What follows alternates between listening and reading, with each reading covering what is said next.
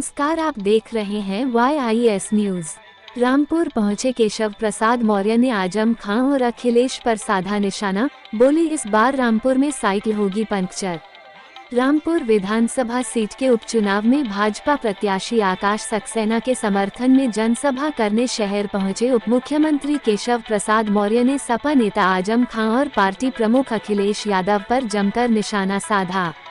उप मुख्यमंत्री केशव प्रसाद मौर्य सोमवार को बिना नाम लिए सपा नेता आजम खां और पार्टी प्रमुख अखिलेश यादव पर जमकर बरसे। उन्होंने सपा को गुंडों, बदमाशों और माफिया की पार्टी बताते हुए कहा कि इस बार रामपुर में कमल खिलाकर हमेशा के लिए साइकिल में पंक्चर कर दें। एक अच्छा वातावरण, हमारे दानिश आजाद अंसारी जी यहाँ मंत्री परिषद के साथी के रूप में बैठे। एक बड़ी संख्या में पसमाड़ा मुस्लिम भारतीय जनता पार्टी की नीतियों से, रीतियों से, कार्यों से खुश होकर के आज भारतीय जनता पार्टी के साथ खड़ा हो रहा है। 2022 के विधानसभा चुनाव में तो ऐसा माहौल बनाया जैसे लगा समाजवादी पार्टी सरकार में आ रही है। डरा करके लोगों से वोट लोगे। अरे ये लोकतंत्र है, लोकतंत्र में अपनी इच्छा से लोगों को वोट देने का अधिकार है। अपनी विचारधारा के आधार पर हर दल को चुनाव लड़ने का अधिकार है। लेकिन धमकी के बल पर, बूथों पर कब्जे के बल पर और बाद में देख लेंगे ऐसी धमकी दे करके जो आप वोट लेकर के विधानसभा और लोकसभा पहुंच जाते थे, अब वह युग इसी रामपुर की जनता ने अब बदल दिया है, उसे समाप्त कर दिया है और उसके उदाहरण के रूप में घनश्याम लोधी जी यहाँ के एक एक मतदाता से अपील करना चाहते हैं। आपने मोहम्मद आजम खां को बहुत बार जिता दिया, एक बार कमल खिला करके इस बार जरा देखिए कैसे हम कमल की तरह रामपुर को खिलाने का काम कर रहे हैं।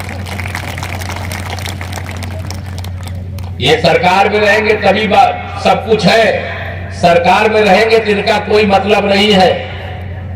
आज मैं सुबह पढ़ रहा था कि आत्महत्या करना हराम है, अन्यथा मैं आत्महत्या कर लेता। सुना है नहीं आप लोगों ने?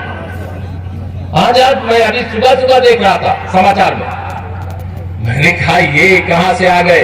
अरे इतने मुकदमे लिखे हैं, उसकी जांच चल रही है, उस न्यायालय के समक्ष मामले विचाराधीन है, उसमें सजा होगी तो सजा कौन भुगतेगा? इतने मुकदमे कितने गरीबों को परेशान किया है। जितने आंसू आप तो घड़ियाली आंसू बहा रहे हो, लेकिन कितने गरीबों ने, चाहे वो हिंदू हो चाहे मुसलमान हो, आपने उनको खून के आंसू रुलाने का पाप किया है, अपराध किया है और उसकी सजा इस चुनाव में आपको यहाँ की जनता जरूर देगी। किसी को माफ करने का काम किया, किसी को क्षमा करने का काम किया, किसी का उत्थान करने का काम किया नहीं, सदैव जहर उगलने का काम किया है, सदैव विष वमन करने का काम किया है, समाज की एकता को तहस नहस करने का काम किया है। भारत माता से भारतीय जनता पार्टी की सरकार उत्तर प्रदेश में शपथ लिया है। कोई गुंडा, कोई माफिया, कोई समाजवादी पार्टी के मिनी जो मुख्यमंत्री उस सरकार के समय होते थे मोहम्मद आजम खां के संरक्षण में किसी का शोषण और उत्पीड़न करने पाया क्या इस बीच? बताइए, जब से भाजपा की सरकार बनी, दोनों हाथ उठा बताइए, किसी का शोषण किया क्या? दोनों हाथ उठा बताइए, किसी किया क्या? अगर किसी ने किया भी होगा तो पुलिस आज अपराधी से नहीं डरती, आज अपराधी पुलिस से डरता है। ये जो जमीन और आसमान के बीच का अंतर है, उस अंतर को देखिए। गरीब कल्याण की योजनाएं आप याद करिए, जब सपा की सरकार थी तो गरीब को क्या, गरीब कल्याण की योजनाओं का लाभ पहुंचता था क्या? हर योजना में भ्रष्टाचार, योजनाएं बनाना, योजनाएं लाना और कागज में काम करके दिखाना और सारी सरकारी योजनाओं का पैसा हड़प जाना, ये समाजवादी पार्टी का भ्रष्टाचार वाला चरित्र था। गुंडागर्दी तो ऐसे कि जिस गाड़ी में सपा का झंडा उस गाड़ी में बैठा गुंडा। सही है कि नहीं बताइए? सपा की सरकार के समय में सपा का झंडा लगा ले, एक ही नारा मैं पूरे उत्तर प्रदेश में सुनता था, सपाइयों का नारा, खाली प्लाट हमारा। कैसा लग रहा है ये बात बताइए मुझे, मैं जो बोल रहा हूं गलत बोल रहा हूं तो आप मना कर देना। इस प्रकार की गुंडागर्दी, गरीब आदमी की जमीन को कब्जा कर लेना, व्यापारियों के मकान और दुकान को कब्जा कर लेना। एक बात आज देख रहा था कि पुलिस प्रशासन जितना निष्पक्ष भारतीय जनता पार्टी के सरकार में काम करता है, तुम्हारा शासनकाल हमें याद है। आप तो दंगा कराने वाले मंत्रियों में से गिने जाते थे।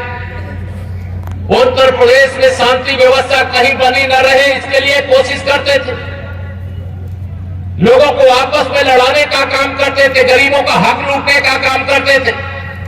इनके साथ कोई अधिकारी, कोई कर्मचारी सरकार में चाहे मंत्री रहे हो और चाहे यहां सांसद विधायक रहे हो, इनके साथ कोई रहना पसंद नहीं करता। मुझे तो आश्चर्य है, माननीय नरेंद्र मोदी जी और आदरणीय योगी जी के नेतृत्व में सबका साथ, सबका विकास, सबको सम्मान, सबको आसान देने वाली भारतीय जनता पार्टी से हमारे अल्पसंख्यक समुदाय के मुस्लिम भाई क्यों दूर थे। अब कई जगह मेरे पत्रकार साथी कहते हैं कि ये भूत तो मुसलमानों का था, इतना कमल के फूल को वोट क्यों मिल गया। मैंने कहा कमल का फूल सुशासन का, विकास का, खुशहाली का, सुरक्षा का प्रतीक है। 5 साल हमारी सरकार रही, पूरे यूपी में कोई दंगा की बात सुनी है क्या है आपने? बड़े से बड़े अपराधी के खिलाफ कठोर से कठोर कार्रवाई हुई। या पुलिस के साथ, प्रशासन के साथ जब समाजवादी पार्टी सत्ता में होती थी तो मोहम्मद आजम खान यहां के दूसरे मुख्यमंत्री बनकर के किस प्रकार का व्यवहार करते थे, आपको पता नहीं है क्या? पता है कि नहीं? दोनों हाथ में बताओ, पता है कि नहीं पता है? यहाँ एकदम आतंक, अपराधी को खोजने के लिए पुलिस नहीं जानी चाहिए, लेकिन मोहम्मद आजम खान की भैंस खो जाए तो पुलिस उसको खोज करके मोहम्मद आजम खान के घर पहुंचाना चाहिए। क्या इसके लिए पुलिस होती है?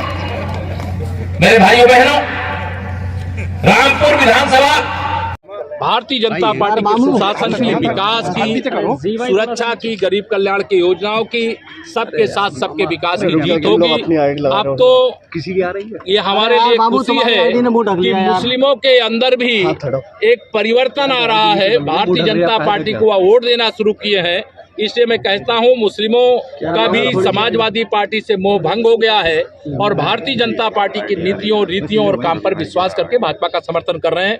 मोहम्मद आजम खां 2 दिन से मैं देख रहा हूं वो घड़ियाली आंसू बहा रहे हैं, लेकिन उनके घड़ियाली आंसू का मुझे लगता है कि रामपुर की जनता पर कोई असर पड़ने वाला नहीं है, क्योंकि उन्होंने जब सत्ता में थे इतना शोषण किया है, इतना उत्पीड़न किया है, इतना लोगों को सताने का काम किया है, जमीनों को कब्जवाने का काम किया है, जिससे आम जनता में आक्रोश है और इसलिए भारतीय जनता पार्टी के प्रति जनता में जोश है। आजम खान ने कहा अब्दुल अब पोछा लगाएगा। आजम खान ने कहा अब्दुल अब दरी नहीं बिछाएगा, अब्दुल अब पोछा लगाएगा। एक आवाज नहीं आई। आजम खान ने कहा है अब्दुल अब दरी नहीं बिछाएगा, अब्दुल अब पोछा लगाएगा। अरे यार तो फोन गिरा दिया यार। तो आवाज बीच में आती। आजम खान ने कहा है अब्दुल अब भारतीय जनता पार्टी में पोछा नहीं, दरी नहीं बिछाएगा, पोछा लगाएगा। देखिए, वो मैंने कहा ना कि ये मोहम्मद आजम खां का घड़ियाली आंसू है और इमोशनल ब्लैकमेल करने की कोशिश है, और जितना मैं समझ पा रहा हूं कि ये एक तरह से ड्रामेबाजी है, उससे ज्यादा रामपुर के लोग समझ रहे हैं कि ये ड्रामा उनका अब चलने वाला नहीं है। शिवपाल यादव की सुरक्षा कम की गई है, शिवपाल यादव की सुरक्षा कम कर दी गई है, वाई कर दी गई है जेड से। नहीं तो जेड से वाई कर दी गई, उनकी सुरक्षा हटा नहीं ली गई है ना, वो तो विधायक की गई है सर। जब चाचा और भतीजे में झगड़ा था तब उनकी सुरक्षा को खतरा था, और जब चाचा भतीजे एक हो गए तो लोगों की सुरक्षा के लिए खतरा ना बने, इसलिए जितनी सुरक्षा की जरूरत है उतनी सरकार ने दी होगी। प्रदेश में भारतीय जनता पार्टी बदमाशों को, लोगों को क्या इस पार्टी में शामिल जो लोग हो रहे हैं उनको किस तरीके से चाहते हैं? नहीं, हमारी तो मैं खुले मंच से ये बोल रहा हूँ कि हम कानून व्यवस्था के पालन